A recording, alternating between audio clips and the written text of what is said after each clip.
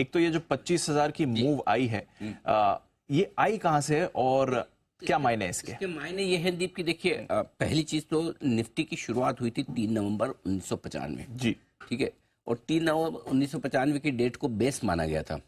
ये 1000 का बेस था कि 3 नवंबर 1995 के जो भाव थे उस पर इंडेक्स बना, और उस समय इंडेक्स की बेस की शुरुआत हुई 50।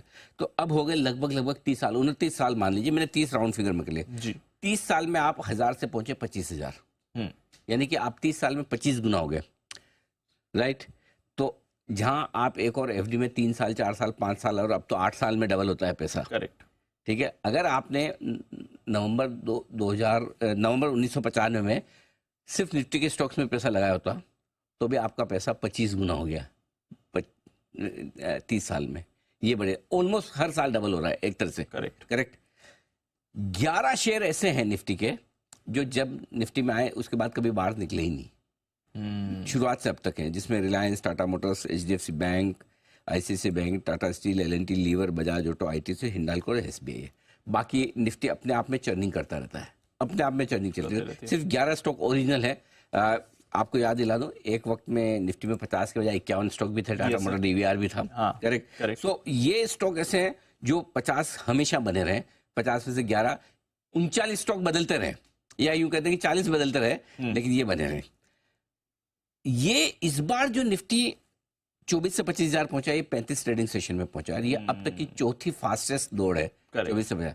लेकिन अब मैं इस दौड़ को इसलिए फास्टेस्ट नहीं मानता कि देखिए 10 से 11,000 पहुंचना यानी कि 10% बढ़ना होता है, 24 से 25,000 होना यानी कि 4% बढ़ना होता है। तो परसेंटेज में देखेंगे तो अब 1000 पॉइंट की वैसे देखा जाए तो बढ़त का ज्यादा मायना नहीं है, लेकिन ये चौथी सबसे तेज बढ़त है निफ्टी पर। तो कुल मिलाकर ये कि आपके लिए सबसे बड़ी चीज क्या है, टेक अवे, कि अगर सिर्फ इंडेक्स में आप पैसा लगाएं, सिर्फ इंडेक्स फंड में आप पैसा लगाकर बैठ जाएं, या निफ्टी का ईटीएफ भी आप खरीद लें, तो भी निफ्टी का ईटीएफ आपको लंबे समय में साल में दुगुना होने की ताकत रखता है। और ये रिटर्न तब आए जब 15-16% सालाना दर से। अच्छा, इस रिटर्न में एक और चीज है दीप, वो जो डिविडेंड आपको मिला है वो इसमें शामिल है। अगर आप डिविडेंड गिन लें निफ्टी की कंपनियों का, तो आप आराम से 30 साल में 30 गुना हो चुके हैं, आराम से हो चुके हैं, उससे ज्यादा ही। ये बड़ी चीज है, ये बड़ी चीज है, बिल्कुल।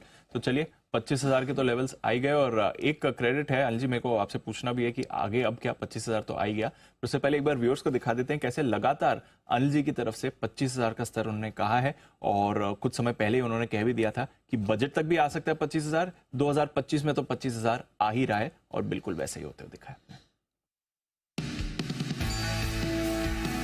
24 में 24,000 तो हो गया, यस। What next?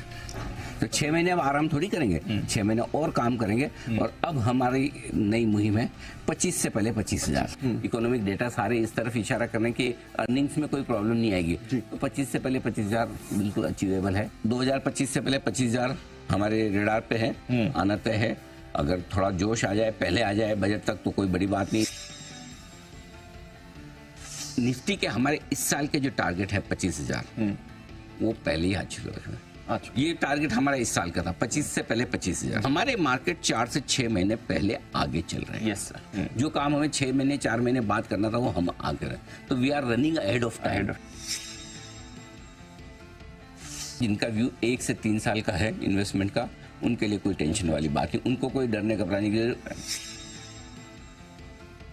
ये निफ्टी 25,000 भी पार करेगा, 25,000 के पार करके और जोर से दौड़ेगा, और बहुत जल्दी, जो हमने बोला 25 के पहले 25,000, ये 25 के 25 में ही 26,000 दिखा देगा। क्या बात कर रहे हैं? 25 में, क्योंकि इस बार वाली जो रैली बनेगी ना दीप, अगर 25,800 के ऊपर हम एक आध दिन क्लोज हो जाते हैं, तो ये वाला बहुत जोर से फाड़ के निकलेगा।